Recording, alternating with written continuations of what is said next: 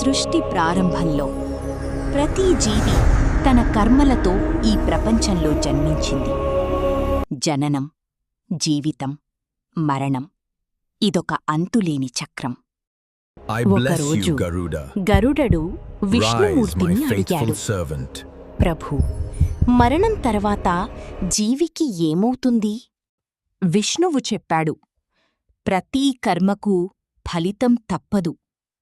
మంచి పనులు. మరణం ఒక ముగింపు కాదు, ఆత్మ ప్రయాణం ప్రారంభం. యమదూతలు ఆత్మను తీసుకెళ్తారు తన కర్మల మార్గంలోకి. ఆత్మ కఠిన మార్గాల్లో ప్రయాణిస్తుంది, తన జీవితాన్ని గుర్తుచేసుకుంటూ. యమధర్మరాజు ముందు ప్రతి జీవి తన కర్మల లెక్కను చూస్తుంది.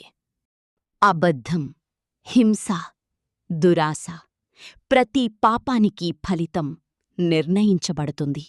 పాపాత్ములు తమ కర్మల ఫలితాన్ని అనుభవిస్తారు. ధర్మంగా జీవించినవారు శాంతి మరియు ఆనందాన్ని పొందుతారు. ఇది ముగింపు కాదు, మరో జన్మకు ప్రారంభం. గరుడ పురాణం చెప్పేది భయం కాదు, ధర్మంగా జీవించమనే హెచ్చరిక.